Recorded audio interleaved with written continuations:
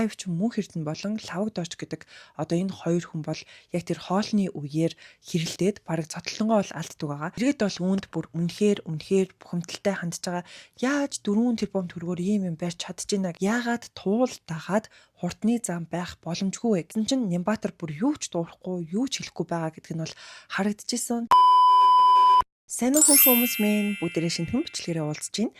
Зайнуудын бичлэг дээр хэдүүлээ яг одоо Монгол улсад болж байгаа Монголын сошиал дээр олон хүмүүсийн анхаарал хандалтыг аваад байгаа тэр сэдвүүдийн талаар хэдүүлээ ярих гад яг одоо сууж байна. Тэгээд илүү дотор нушаад илгүүгээр хэдүүлээ шууд бичлэгтээ орцгоё. Манайхан Фэнс Реманыхан маань бид бүгдэд зориулаад маш гайхалтай урамшуулалт хөдөлтааг зарлаад байгаа юм байна. За үүнд нь болохоор бүр 2026 ширхэг хонжуур байгаа гэж аахгүй. Бүр үнэхээр гайхалтай гадтай те. За хэрхэн энэхүү хонжуурт хөтөлбөрт хамрагдах вэ гэхлээр таад маань 18 төрлийн бэлэн гомонгоос дурын нэг төрлийн бэлэн гомонгоо идээд за дотроос нь гарч ирсэн картыг Fence Ramen Mongolia Facebook хуудасны чатаар илгээхэд л хангалттай. Үнэхээр амархан байгаа зү те. За энэ 18 төрлийн бэлэн гомонд нь бол бид бүгдийн идэх дуртай бэлэн гомонгод байгаа юм билэ. За миний санаж байгаагаар Fence Ramen байгаа. За тэнгүүтээ хүмүүсийн хамгийн сайн мэддэг гэх юм бол ясны шүлтэй бэлэн гом байгаа. За тэнгүүтээ Yummy байгаа, Hot Pot байгаа гэх мэтчлэн бүр 18 төрлийн бэлэн гом байгаа. Тэгээ та хэд маань энэ бэлэн гомонгоос идээд азтан болох боломжтой. За тэгэд илүү дэлгэрэнгүй мэдээлэл Fence Ramen Mongolia Facebook хуудасаар авах бүрэн боломжтой байгаа шүү манайхан. За тэгээд та хэдийг маань Азийн тэнгэр ивэг тэгээд намайг үздэг хүмүүс хэрвээ азтан болох юм бол би ч гэсэн маш их баярлна. Тэгээд та хэд маань хэрвээ азтан болох юм бол энэ бичлэгний маань доор заавал бичээрэй. За одоо бүгдээрээ үндсэн сэдв рүүгээ орцгоё. Хамгийн ихэнд яригдах сэдв маань Physical Asia-гийн шилдэг оролцоогч уран нугараач Лаваг очрон өөрийнхөө цахим хуудасаар дамжуулаад буюу яг Instagram хуудасаараа дамжуулаад Ori студиод нэгэн одоо аль биесны мэдээллийг бол хүргэсэн байгаа. За үүнийгээ 4 сарын 8-ны өдөр оруулсан бөгөөд за тус мэдээлэлээр Accra Mongolian Ori Studios хийхээ катэ байгуулсан гэрээний дагуу 1-р сарын 10-ны өдөр циркийн үзүүлбэрээ бүрэн хэмжээгээр мэргэжлийн түвшинд гүйцэтгэсэн болно. Гэсэн хэдий ч өнөөдрийн байдлаар Ori Studios хийхээ кан гүйцэтгэсэн ажлын төлбөрийг бүрэн шилжүүлээгүй. Ажил гүйцэтгэсэн өдрөөс хойш 1 сараас илүү хугацаа өнгөрөөд байгаа бөгөөд энэ нь бизнесийн ёс зүй гэрээний үүргийг ноцтой зөрчиж буй үйлдэл гэж үзэж байна. Accra Mongolian гүйцэтгэсэн ажлынхаа төлбөрийг авах бүрэн эрхтэй бөгөөд энэхүү асуудлыг олон нийтэд аль бие усаар мэдээлж байна. Хэрвээ асуудлыг яаралтай шийдвэрлэхгүй бол бид хууль зүйн бүх боломжит арга хэмжээг авч эрх ашгаа хамгаалах болно. Accra Mongolia гэдэг ийм одоо мэдээллийг ингэж оруулсан байхгүй. За тийгээд ер нь одоо энэ асуудал нь те бусад сайтууд болон пэйжүүд дээр ороод бол явж исэн. Гэхдээ өнөөдрийн байдлаар би яг энэ асуудал нь шийдэгдсэн бол уяасан бол гэд одоо ингэж хайгаад харсан чинь очрооч энэ постоо оруулж Ori-гоос ямар нэгэн мэдээлэл хийсэн юм байхгүй. Тэгэхээр ер нь л одоо юу гэдэг нь те ингэж захим хуудасаараа дамжуулаад ингэж гарч ирсэн учраас одоо өөрсдөө тохиролцсон гэх юм уу би бол тэгж бодож байгаа.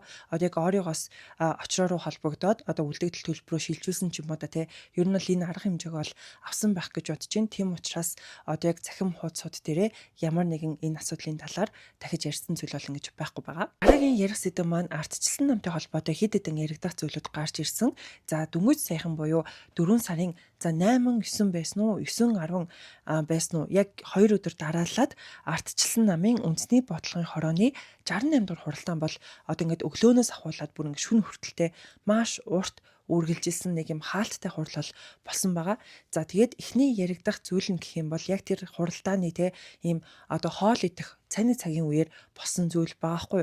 За энэ нь яг яасан бэ гэхэлэр лайв ч мөн Эрдэнэ болон Лаваг Дооч гэдэг одоо энэ хоёр хүн бол яг тэр хоолны үеэр хэрэлдээд бараг цотлонгоо бол алддаг байгаа. За яг энэ бичлэг нь сошиал дээр цэцэгдээд бүр нэлээд юм болж байгаа л харагдсан. Тэгэл ер нь би нэрүүг ингээл янз бүрийн үг хэлээлтэй чи бол юм хулгаач гээл за тэнгуүтэ чи бол юм гудамжны нэг лайв ч ингээл би нэгэ бүр ингээл 9 бусаар хийлээд ингээд цотлонгоо алддаг байхгүй. За тэнгуүтэ тэр Лаваг Дооч нь болохоор хоёлаа зүгээр ингээд гарын үсэг зурж байгаад те ямар нэгэн асуудал үүсэхгүй гэдэг гарын үсэг зурж байгаад зүгээр гараад үзчихье гэл иймэрхүү байдлаар ингэж маргаж байгаа бичлэг нь бол цэцэгдээд маш олон хүмүүст хүрсэн байгаа.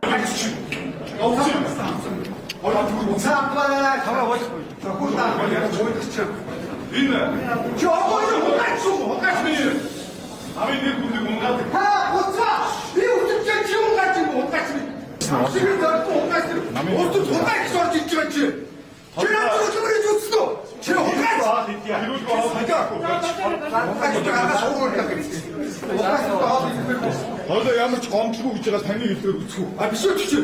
Хоолой гадаа. Биш үү. Яг энэ бичлэг дээр намын нэр хүн дунгаалаа гэх мэтчлэн зүйлүүдийг бол ярьжсэн. За үүнээс гадна лавдооч өөрийнхөө фейсбુક дээр яг энэ асуудлын талаар нэгэн постыг оруулсан байгаа. За үүн дээрээ болохоор өнөөдөр оройны өдөр 74 дүнэлт бичлэг сонин гинтийн өөр дүрстэй болох нэ гэх доромжлыг төвчж боловч олон удаагийн доромжлолд бол хариу байх хэрэгтэй гэж боддгоо. Намайг таньдаг хүмүүсээсээ уучлал хүсье гэдэг ийм постыг бол оруулсан. Тэгээд мөнх эрдний хувьд гэх юм бол яг ийм байдлаар пост ч юм уу оруулаагүй. Гэхдээ би нэг лайваас нь бас нэг хальт юуцсан харсан. Тэгсэн чинь өчтөр ингээд маргаа ингээд болсон гэдэг талаар яриад тэгэл энэ хүнийг бол дахиад хулгаач инэ тэрэ гэдэг зүйлийг бол яг тэр лайв дээрээ бол ярьжсэн. Ерөнхийдөө намар нэг үсэгэлсэн худлаа зангаа зүйлсэн гон чаас нэг зорилт бацаанар байдаг шүү дээ. Тэд нар чинь ингээд нам ялахаар дарга болж хулгай их гэдэг хулгайч нар байхгүй юу? Тэр хулгайч нэг юм. Надтай зодолт хийх шиг тэр энэ хулгайч би харуулаад тийм. Энэ манай туваа нийл намд оруулж ирж бойжуулж байгаа нэг бойжгч бацаан өчигдөр бас над руу дайраад авч. Харах сарын нүүрэн дээр хулгайч гэвчсэн нөхөр хараа. За энэ болохоор зэрэг энэ нэг ганц төмрийн бэт шивгчин иргэд оюун эрдний найз нь. Энэ оюун эрдний энд зориулж яам байгуулж өгсөн. Оюун эрдэнэ манай намд энүүгээр дамжуулж манай намыг гинсекийн үүрэг гүйцэтгэгчийг томилж мөн үү? Ганц төмрөөр томилуулж манай намын хурлыг бааранд хийлэгдэг, баардуулж байгаа манай намын хурлаар гачин шийдвэр гаргуулдаг.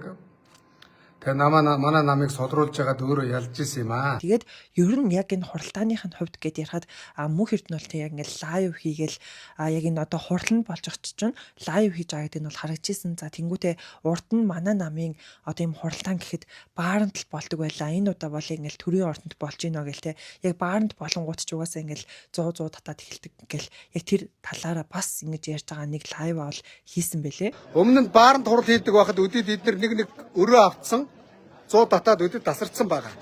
Ордонд баар байхгүй, VIP өрөө байхгүй учраас манайхан ингээд энд бөөнөрөө байж гинэ. Бүгд үстэй. Энийг би лайвдчиж төрийн ордонд хариуцлагатай хий гэдэг болгож хийлгсэн мөн үү? Өмнө нь манай ганц төмөр хоёр энэ төр чинь ингээд яг гол юмнуудын бааранд хийгээл тийм ээ? Тэгэл нөгөө бааранд ороод ойр дуулзаагүй УБХ-гийн гишүүд хөөрөлтөд нэг 100 грамм татаал зарим нь тасарч одож хооронд хурал дууссан яасан гам төмөр хоёрын хооронд шийдвэр гарцсан мөн үү тал. Яг ингэж явж ирсэн. Ардчилсан намтай холбоотой дараагийн яригдах зүйл юу вэ гэх юм бол ардчилсан намын гадаад харилцаа хариуцсан нарийн бичгийн дарга гэдэг эмэгтэйгийн ингээд сайтуудад өгсөн ярилцлага нь маш олон пэйж юмнууд дээр ингээд шеэрлэгдэж яваад олон хүмүүсийн анхаарал хандлагыг бол аваад байгаа. За тэрээр яг энэ ярилцлага дээр юу гэж ярьсан бэ гэхээр ардчилсан нам бол залуучуудын ингээд хүсэж исэн тэр шинжилгээг бол хийж чадж байгаа. Яагаад гэвэл энэ намын гишүүдийн бараг 60-аас дээш хувь нь ингээд яг залуучууд байна. Ингээд залуучуудыг бүрдүүлж чадж гинэ гэдэг байдлаар энэ яриагаа өгсөн байгаа байхгүй. Гэхдээ хүмүүсийн анхаарал хандлагыг аваад байгаа зүйл нь юу вэ гэх юм бол яг энэ нэмэгтэйгэн ярьсан яриан ч юм уу биш. Зүгээр түүний гадаад үзэмж гэх юм уу яг энэ үзэсгэлэнтэй байдал нь маш олон хүмүүсийн анхаарал хандлагыг бол аваад байгаа. За жишээлбэл даам гарууд гэд яг ийм Монголын сошиал дээр болж байгаа маш олон хүмүүсээр яригдж байгаа тэр сэдвүүдийн талаар пост оруулдаг нэг юм пэйж байдаг шүү дээ жоохон ийм хөгжилтэй юм шүү мөртлөө маш их ийм хараалыг оруулж бичдэг нэг юм пэйж байдаг да. За жишээлбэл яг энэ пэйж дээр пэгээр эхэлсэн ингээд хараалыг хэлэнгүүтээ би ардчилсан намд хайртай. Цэнгүүн гүшүүн тоор наг яа гэсэн бэ янзгуудаа гэдэг ийм постыг жишээлбэл оруулсан байхгүй. Тэгэд энэ пост нь 602 реакшныг авсан буюу бас л багахгүй хүмүүст ингэж хүрсэн гэдэг нь бол харагдчихсэн. Гих мэтчлэндээ яг энэ нэмэгтэйгийн талаар энэ гадаад үзэмжнийхэн талаар иймэрхүү пост бичиж байгаа зүйлүүд бол ихээхэн харагдсан байгаа. Тэгээд яг инх төлгөөн гэж хинбэ гэд бяцхан хайлт гээд үзлээ. Тэгсэн чинь 2024 оны 8 сарын 9-нд News Check-ийн дээр орж ирсэн нэгэн нийтлэл байгаа байхгүй юу. За тус нийтлэлийн гарчиг нэх юм бол улс төрдөх жинзэжүүд гэдэг гарчигтай нэгэн нийтлэл орж ирсэн юм байна. За тэгээд үүнд яг онцлох 4 хүнийг онцолсныг холбооны хоёр нь болохоор яг цэнгүүн гишүүн болон инх төлгөөнөр байгаа хгүй юу. За тэгээд яг энэ нийтлэлд орсон за энэ хоёр хүний талаарх мэдээллийг та нартай бас уншиж хүргэе гэж бодлоо. За эхнийх нь болохоор инх төлгөөнийг Ардчилсан намын гадаад харилцаа хариуцсан нарийн бичгийн дараагаар ажиллаж байгаа инх төлгөөнийг улсын их хурлын гишүүн Наран Туяагийн охин болохыг тэр болгон хүн мэдэхгүй байх. Түүний аав Баяндүрэн сонгуулийн ерөнхий хорооны гишүүнээр ажилладаг. Инх төлгөөн Колумбийн их сургуулийг олон улсын харилцаа чиглэлээр төгссөн. Тэрээр Монгол улсын засгийн газар болон Америк нэгдсэн улсын мягны сорилтын корпорацийн Улаанбаатар хотын нийт ус хангамжийг нэмэгдүүлэх төслийн нарийн бичгийн дараагаар ажиллаж байсан. Цэнгүүнтэй хамт нэг өдөр Ардчилсан намын нарийн бичгийн дараагаар томилогдсон түүнийг асуудалд нухацтай ханддаг, явандаа ээжээсээ илүү уус төрж болж мэдхээр бүсгүй гэж Ардчилсан намынхан дүгнэдэг. Улсын хурлын сонгуулиар баруун бүсэд нэр дэвсэн ээжийнхээ менежерээр ажилласан, тойрог төрсөлдөх талаар тодорхой туршлага хуримтлуулсан нь магадгүй дараагийн удаа хэрэг болохыг ч үгүйсэхгүй. Царайлаг мэдлэг боловсролтой дараахан бүсгүй дараагийн сонгуульд нэр дэвших нь бааргүй байхаа гэдэг ийм зүйл одоо инх төлгөөний талаар бол бичигдчихсэн юм байна. За харин цэнгүүн гишүүний тухай гэхээр тангараа өргөсний дараа хамтаа болгоно нь түүнийг магтсан. Парламент дотор хамгийн залуу бас царайлаг гэгдэж буй тэрээр Ардчилсан намын жагсаалтын дөрөвт бичигдсэн нь нийгмийн дулаан болсон юм.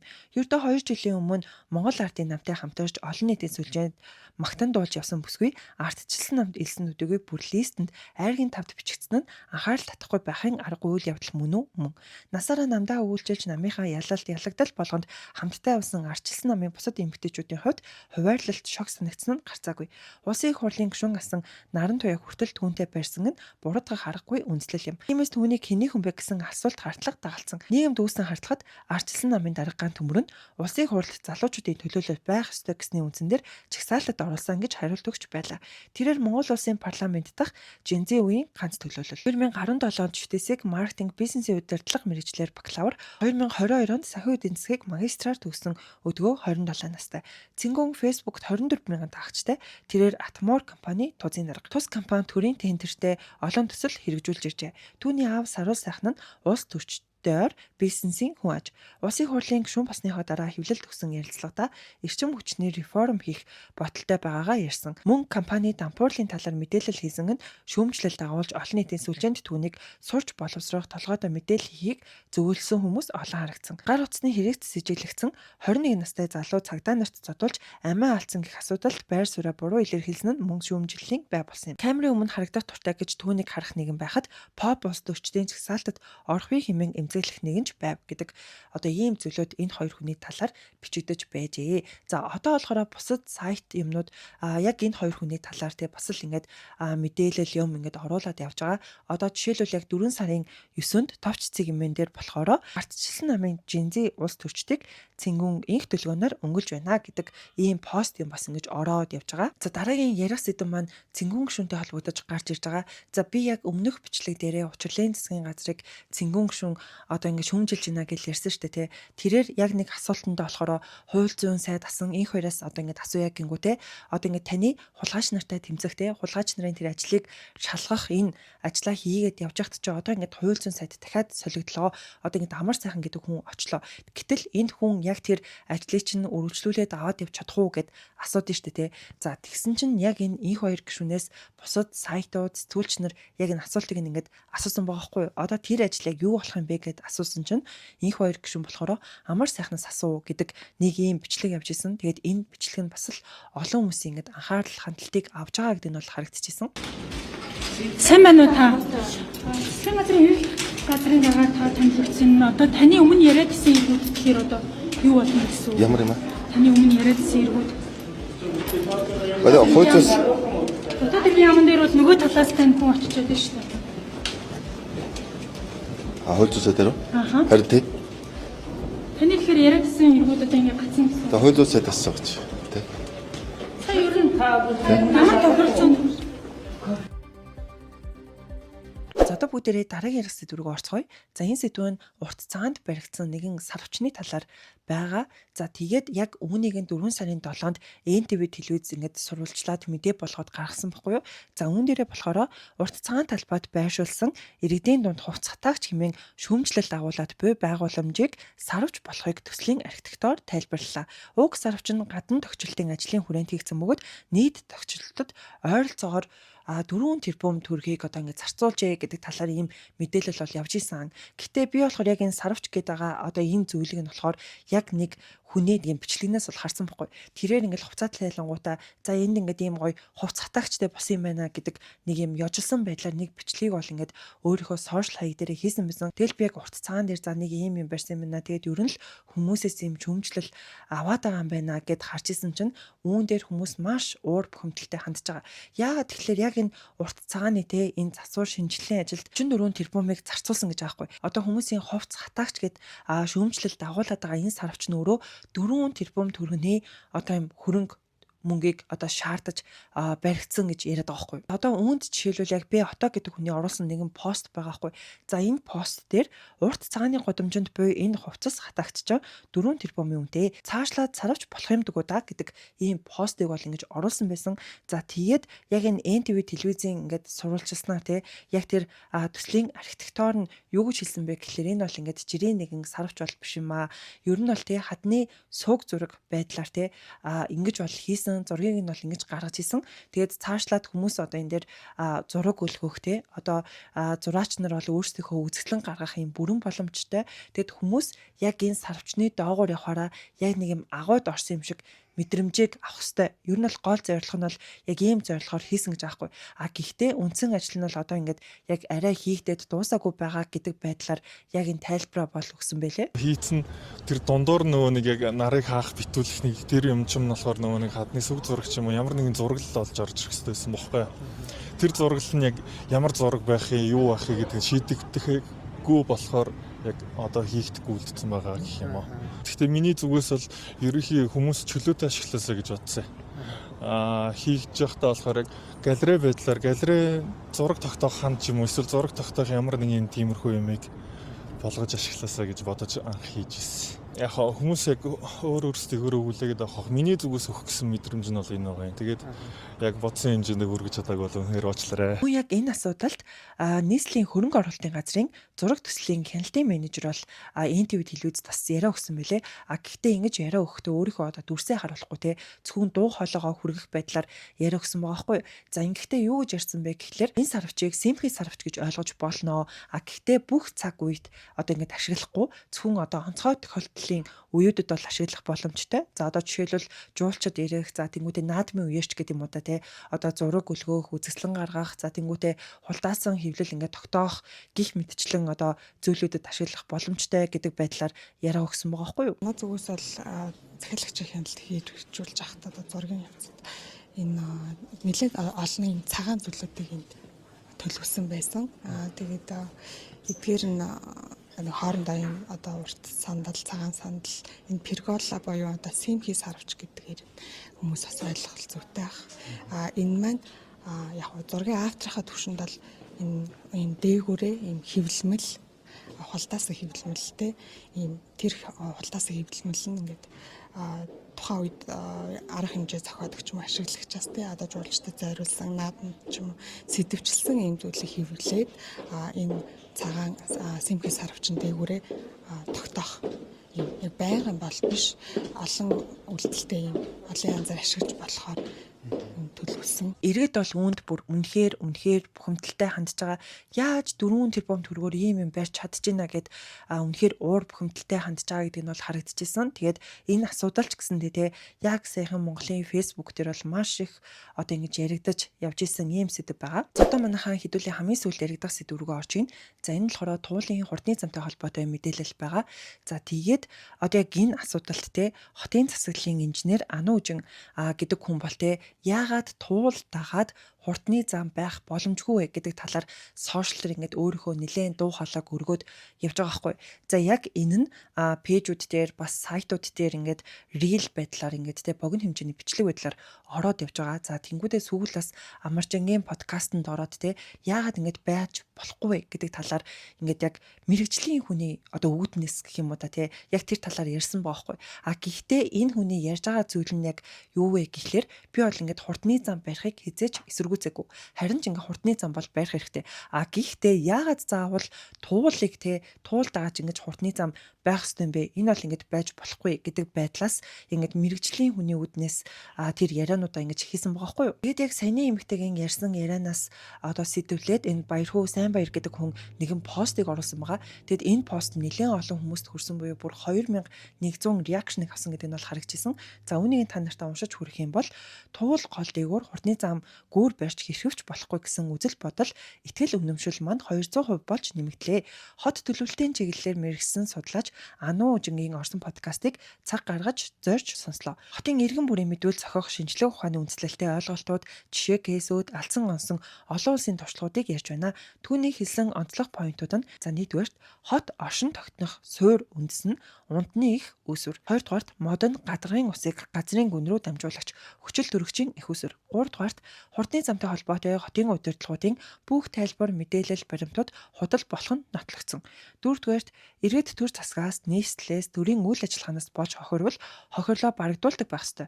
Стратегийн өмгөөлөл. 5-дугаарт туулын хурдны замын түгшрэл 50% буурах боломжгүй. 6-дугаарт 2-3 их найт нь олон улсын жишээс 20 дахин их үн. 7-дугаарт 800 мянган автомашин зорчиж байгаа гэдэг нь худлаа. 8-дугаарт жилдээ 100 сая долларын ашиг олох боломжгүй. Физикал хэмжээнээс ч өдөртөө 200 машин зорчуулах боломжгүй 3 игнэт зам. 9-дугаарт туйлын экосистемийг устгах Улаанбаатарын гүнээ усны судлуудыг шууд таслах хэмжээний нүсэр газар доорх байгууламж үүснэ. 10-дугаарт Улаанбаатар хотын иргэдийн амьд явах эрхүүдэд халтаж байна. Унтны ус, амьсгалах агаарын орон зай, ногоон байгууламж. 11-дугаарт дэлхийд зогсоосон, цуцалсан, буцааж нураасан хэдэн зуун хурдны зам байгаа гэдэг зүйлийг ингээд бичээд за тэгээд тус подкастыг сонсох хүсвэл гээд ингээд линкийг нь тавьсан байгаа байхгүй юу. Тэгэд би ер нь энэ подкастыг бас ер нь орч угаасаа сонсно гэж бодож байгаа. Гэтэ одоохондоо нөгөө нэг цаг зав ингээд гарахгүй байгаа болохоор ингээд амжихгүй байгаа. Тэгээд таад манаас үүн дээр юу гэж бодож ийн гэдгийг маань хаан комент хэсэгт бичээрэй. За тэгсэн чинь бас яг энэ нэмэгтэйтэй холбоотой бас яригдах зүйлүүд гарч ирсэн. За энэ нь Далаа Марта гэдэг хүний фэйсбુક дээр оруулсан нэг посттой холбоотой байхгүй юу. За энэ постн дээр болохоор яг энэ нэмэгтэйгийн Амаржингийн подкастт орсон байсан үеийнх нь нэг зургийг ингээд аваад оруулангуудаа сормоос энтри ядаж нүднийхээ цохны бяранд тааруулж хөнгөн хүн дээр нь тааруулмаар байна шүү хүмүүсээ гэдэнгүүтээ баха юм хаха гэж байгаа ингээд эможи нэтэрээ ингээд тавингуудаа баруун нүд бяр муутай байх үед гэдэг ийм постыг оруулсан байхгүй. Тэгэд энэ нь бол мэдээч хэрэг маш олон хүмүүсийн үзэн ядалт дайралтыг бол авч исэн. За тэгээд яг үүнийг нэг хүн болохоор туул голоо хамгаалъя гэдэг энэ Facebook групп дээр оруулангуудаа нүдний бэрхшээл бол хошигнол биш юм а. Хин нэгний нүдний хөвчин, нүдний саажилт, биеийн онцлог дээр инээж лайк цуглуулах нь зүгээр л хүний хүмүүжил ёс зүйн төвшинг харуулж байгаа юм. Янз бүрийн бэрхшээлтэй олон хүн энэ нийгэмд өдөр бүр бусдаас хэд дахин илүү тэмцэж амьдарч байна. Харин зарим нь тэднийг дооглож суухыг хошигнол гэж ойлгож байгаа нь харамсалтай. Энэ байх хамгийн наад захын шалгуур бол бусдыг доромжлохгүй байх. Хүний бэрхшээл дээр инээдэг нийгэм биш, хүндэлдэг ойлгодог нийгэм баймаар байна. Энэ доромж бичиж байгаа амтан бол хүн биш гэдэг энэ постыг оруулаа. За тэгээд энэ нь бүр 1900 одоо реакшныг ингэж авсан байгаа байхгүй. Тэгээд ер нь бол яг энэ постыг оруулсан энэ Далаа Марта гэдэг хүн бол мэдээж хэрэг маш олон хүмүүсээс одоо дайралт авсан байх гэж би хувьдаа бодож байна. Тэгээд тэрээр яг энэ пост бол устгацсан гэдэг нь бол харагдчихсэн. Тэгсэн чинь яг энэ Ану Жин гэдэг эмэгтэй өөрөө одоо энэ асуудалд ямар тайлбар зүйлийг хэлсэн бэ гэхлээр өдөржин сошиал намайг өөлсөн, намайг өмөрсөн тэмцэл өрнжээ. Муулсан магтсан бүгдэд баярлалаа. Доромжлох хүн байж өмөрөх дэмжих хүмүүс олонтой гэдгийг минь харууллаа. Би энд нойр гүтэлтэйгээ тэмцээд энерги эмчилгээнд ороод амраад сайн унтаж, сайн идээд хөөрөх нөхийгээд л сууж байна. Нойр хоолндоо сайн байвал амьдрал аанда бүтнэ гэж их үнэн үг юм. За нэгэнт анхаарлын төвд орсных миний нүдний энэ харагдцын талаарх мэдээллийг өгөө. Би 15 жилийн өмнө стресс мэдрэлийн гүн ядаргаа нойр гүтэлт авсан булчин сулрал буюу miastenia gravis тусаж байсан юм. Энэ нь өөрөө нэг саяд 2 тохиолддог их ховор эмгэгээ. Тархинаас булчин руу дохиод дамжуулахад замдаа устаад булчинд команд очдоггүй болсон гэсэн үг юм а. 2012 онд Хятадд цээжний хөндийн мэс засалт сэрээ булчирхайгаа ахуулан 2 өвөл эмнэлэгт эмчилүүлсээр итгэсэн. 2022 онд мөн стресс, сэтгэл хямрал, ажлын ачаалал авсан сэтэрч нүүрний нэг талын булчин суларсан. Одоо булчин чангалдаг ийм ууж байгаач хувьслын олон асуудалд тавцаад нэмж ядраад яг ярилцлага хилцүүлэг хийх үеэр дархиа идэвхтэй ашиглахад булчин энэ илүү сулраад байгаа юм а. Дээр нугийн том нүдтэй болохоор бүр хурц харагдаж байгаа баха. Тэрнээс дандаа ийм биш. Өмнө ч ийм байгаагүй. Бусад үед зүгээр байдгийг минь таних хүмүүс минь мэдэж байгаа. Уг нь гэрчин шатлаг гэхэд чи хялар юм байна гэд сууж баймаргүй байгаа гэтэнгүүтээ нүуний түрүүний Далай Марта гэдэг хүнийг меншн хийсэн байгаа байхгүй юу? Ганц миний биш та нарын хот улс, та нарын ирээдүйд төлөх татвар штэ. Хинч мэдээж царай зүс асуудалтай, эрүүл мэндийн асуудалтай байх үед телевиз, сошиалор ядарсан царайтай гараад танигдаад доромжлуулаад ярэ гэж бодохгүй. Гэтэл энэ төслийн хулгай, тендерийн луваар мөнгө угаалт чинь бүр бэлтгэл ажиллаж үгүй. Хийсэн судалгаач үгүй. Худлаа яриад хэдэн их наядаар нь тусалж болохоор гарцсан даварсан байна. Мэргэжлийн хүнийхээ хувьд хэлж ярихаас өөр арга байгаагүй. Тэгэхээр намайг нэг поперлоо худлаа улс төрчлөгийг шаардлагагүй. Попперч улс төржвөл эдгэж амарчхаад хамаг хөөрхөн дээрээ тавиад улс төр бодлого төлөвлөлт, хотын удирдлага, судалгаа, мега төсөл гэд ярил илүү үр дүнтэй бизээ. Би бол ингээд унтаж амарчхаад идэгчин голчин хатаж мөнгө чинь хятадуудын хоол болоход эргээд олдохгүй л юм болно шүү гэдэг байдлаар энэ одоо посттэй нэг юм бичлэгээ ингэж оруулсан байсан. За тэгээд яг энэ туулын хурдны замын тухайд гэх юм бол одоо энэ ажлыг ингэж төр зогсоолоо гэдэг пост мэдээлэлүүд бол ороод явж исэн. За тэгээд мэдээч хэрэгтэй нөгөө сайтууд сэтгүүлч нар Нямбатараас ингээл нөгөө ярилцлага авах гал асуулт асуугаал ингээл хажууд нь ингээд явж байгаа хгүй. Тэгсэн чинь Нямбатар бүр юу ч дуурахгүй, юу ч хэлэхгүй байгаа гэдг нь бол харагдчихсэн. За тэгсэн чинь бас л хүмүүс тэрээр нь ингээд мим хийгээд те одоо ингээд чи ингээд хэр гомддог вэ гэх үед гих мэтчлэн ер нь л яг тэр бичлэг дээр нэм мим хийсэн гэдэг зүйлүүд бол нэлээд олон харагдчихсан. Энд ямар байсан бэ?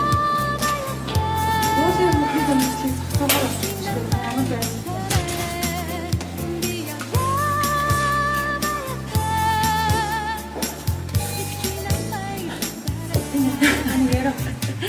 Аны бөөсөр хэлчихсэн. За манайхан энэ удаагийн бичлэгээ энэ хүргээд дуусгая. Уул нь өөр ярих сэдвүүд бол зөндөө байгаа. Наарагийн талаар мөнх тэмрээл, өнөр цэцэг гэл ярих зүйлүүд байгаа. Одоо хаврын үлрэлт та хэд маань ч гэсэн дархлаагаа дэмжиэд сайн унтаж амраарай манайхан гэдэг зүйлийг хэлээд энэ удаагийнхаа бичлэгээ дуусгая. Тэгэд хэдүүлээ дараагийн бичлэгээр удахгүй уулзцахай хөр хүмүүс минь түр баяртай.